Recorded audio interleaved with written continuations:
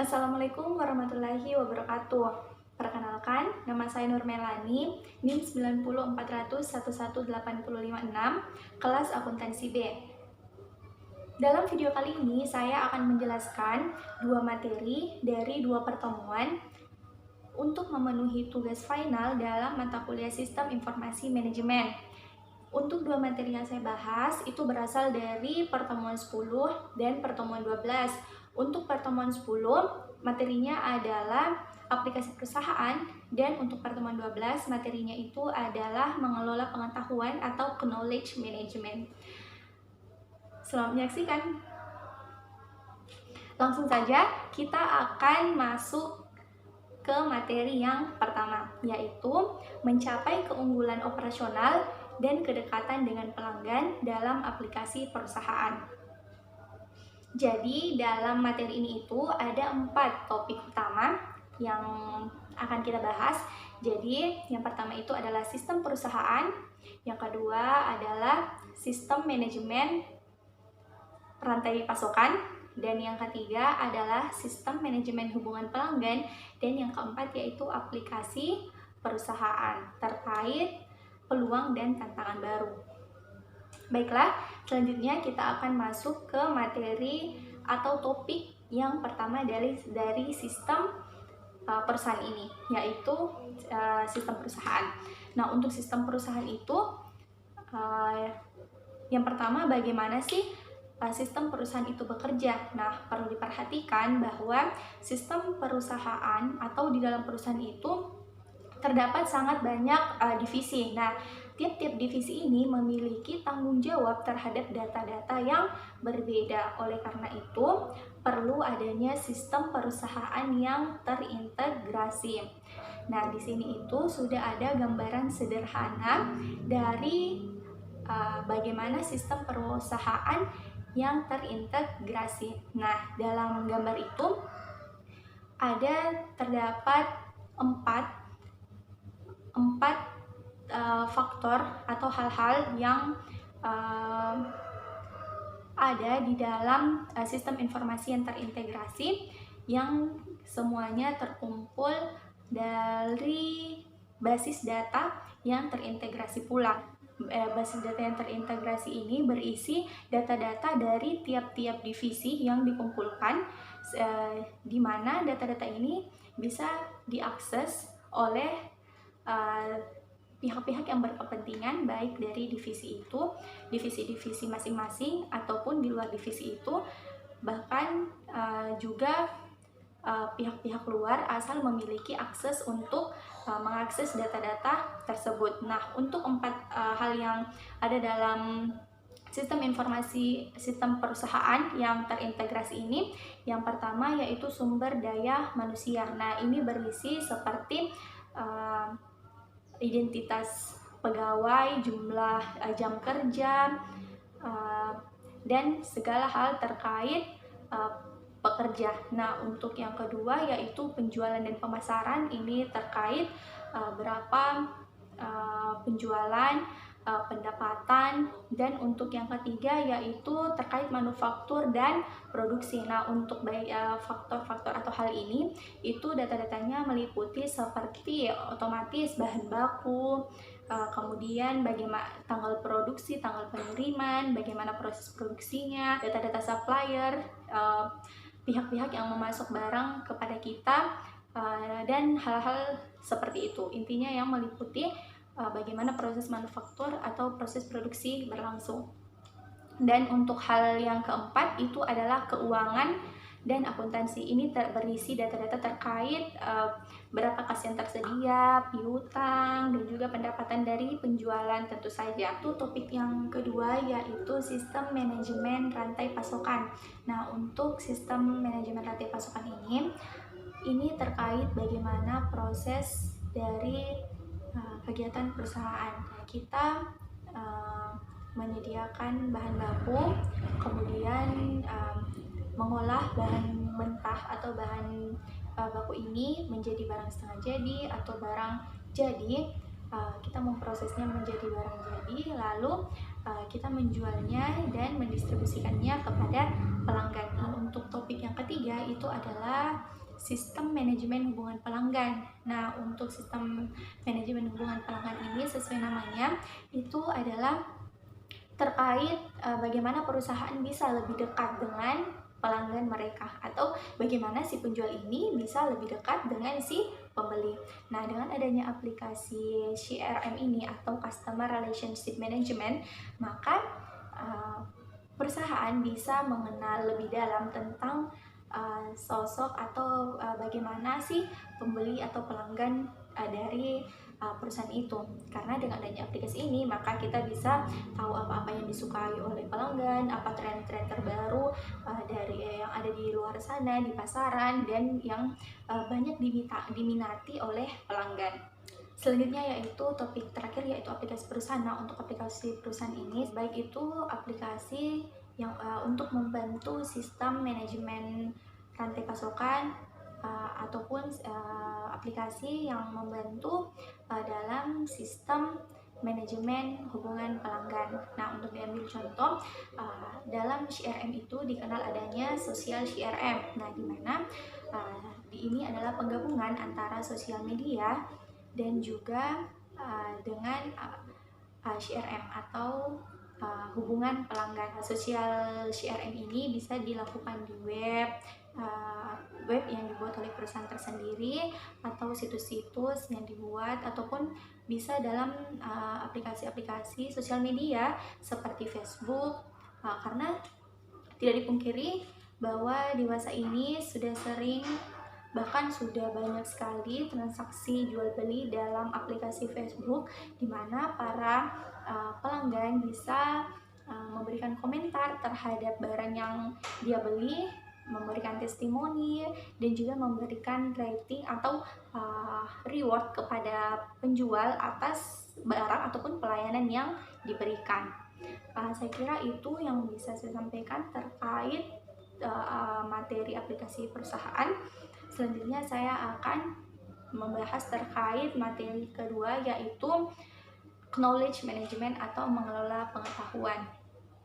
Jadi pertama, mengapa sih knowledge management ini penting? Karena ini ibarat misalkan sebuah perusahaan memiliki suatu perusahaan memiliki kas yang banyak, piutang dengan saldo yang banyak, persediaan harta aktiva tetap yang banyak, tapi tidak memiliki sumber daya manusia yang berkualitas dengan pengetahuan yang baik, maka itu percuma saja, karena kita membutuhkan pengetahuan dari sumber daya manusia untuk mengelola setiap aset yang ada di dalam perusahaan.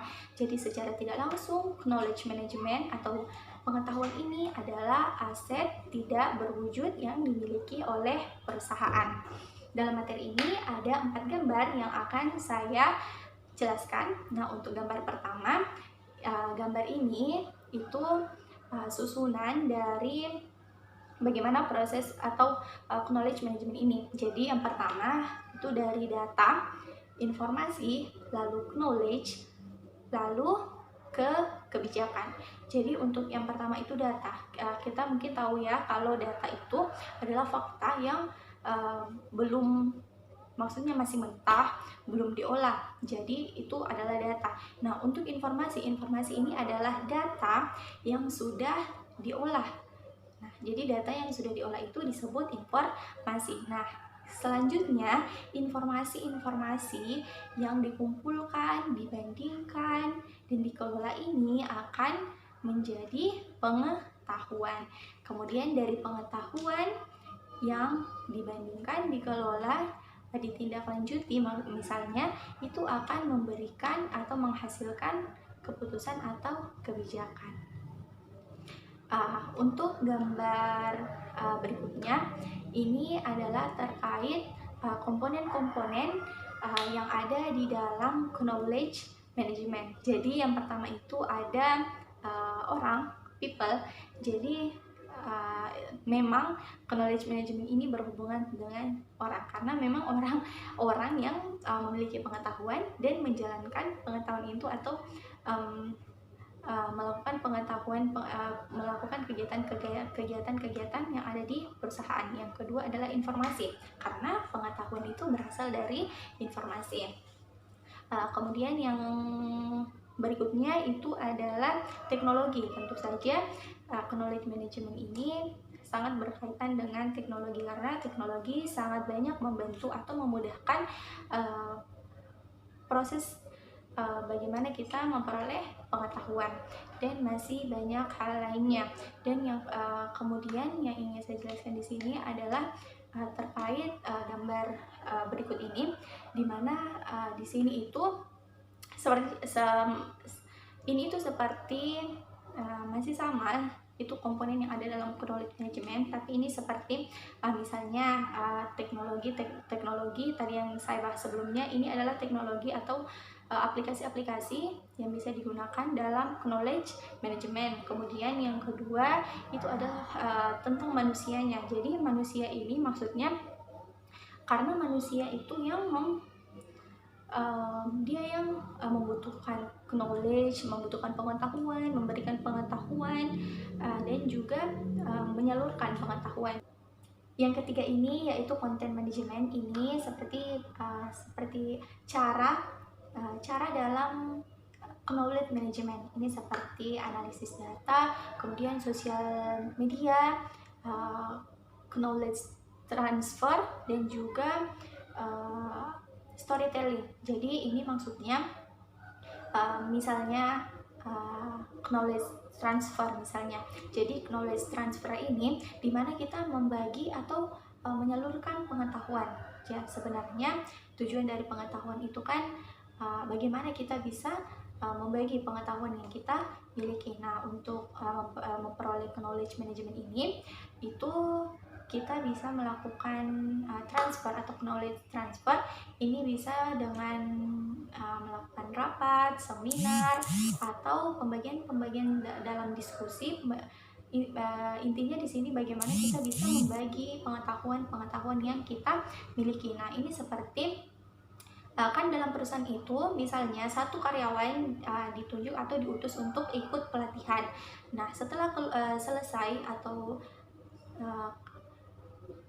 dalam proses pelatihannya itu, maka karyawan ini bisa mengadakan seminar atau rapat di mana dia akan membagikan pengetahuan-pengetahuan yang dia dapatkan dari pelatihan-pelatihan yang telah dia lakukan. Ini bisa dinamakan sebagai transfer knowledge atau knowledge transfer. Nah, kemudian untuk cara yang storytelling ini maksudnya bagaimana kita tahu bahwa memberikan atau berbicara secara dengan bercerita, maka itu akan sangat mudah diingat oleh lawan bicara kita. Nah, ini adalah cara yang paling mudah untuk memperoleh pengetahuan atau membagi pengetahuan, karena dengan menggunakan metode storytelling ini, maka pengetahuan yang kita berikan itu lebih mudah untuk dicerna dan juga diingat tentu saja. Nah, kemudian untuk gambar yang terakhir ini adalah cara mengelola pengetahuan. Jadi sangat banyak cara mengelola pengetahuan. Tentu saja yang pertama mengumpulkan pengetahuan, maksudnya dari informasi-informasi yang ada. Kemudian pengetahuan atau informasi ini bisa kita langsung gunakan atau juga bisa diperkaya. Nah, diperkaya di sini maksudnya seperti yang saya sebutkan sebelumnya, bahwa kita bisa menambah pengetahuan dengan pengetahuan B. Maksudnya pengetahuan itu tidak ada batasnya, belajar itu tidak ada batasnya. Jadi kita bisa mendapatkan pengetahuan dari banyak hal, banyak pihak. Jadi kita bisa terus menambah pengetahuan yang kita miliki. Lalu setelah pengetahuan itu sudah kita perkaya, kita bisa men-share, membagi pengetahuan yang kita miliki.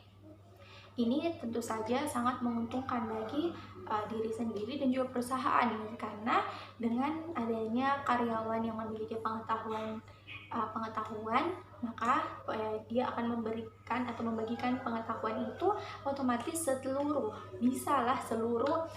karyawan dalam suatu perusahaan itu memiliki kualitas karena memiliki banyak pengetahuan.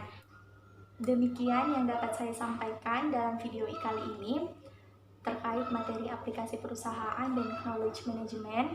Saya berharap semoga video ini dapat memberikan manfaat baik bagi diri saya maupun orang lain di luar sana.